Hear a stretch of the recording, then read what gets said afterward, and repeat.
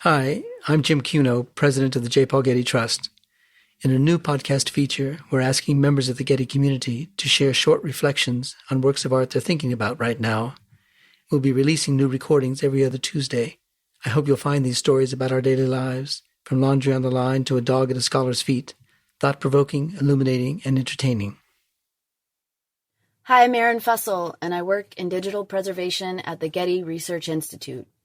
I'm also an artist, and I need a lot of solitude in general in my life to think, process, and reflect in order to create. But this much alone time in my apartment during the pandemic has felt kind of insane, and I've really missed going out. So I've been thinking about this great series of photographs from the Los Angeles Women's Building Records collection that I recently digitized.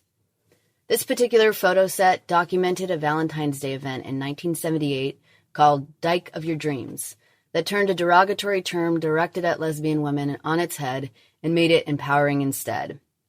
These images show women playing music, doing a go-go type dance number, hamming it up for the camera, being sassy, sexy, cool. They look like they had so much fun together that night. The event took place at the Los Angeles Women's Building that was located on North Spring Street downtown. The building housed a collective of artists and organizations centered around feminism, with a number of different spaces like a cafe, a bookstore, studios, and a gallery. They hosted a bunch of different events like classes, exhibitions, concerts, and conferences. But the tensions that arose within the feminist movement as a whole also seemed to have played out at the Women's Building. There were issues of power dynamics and egos, issues of how feminism didn't successfully address race or class, and they did not agree on what does or does not define what being a feminist means. However, what struck me with these photographs is that this event had a looser vibe than other ones I saw documented in the collection. Maybe because it wasn't an educational experience, it was a party.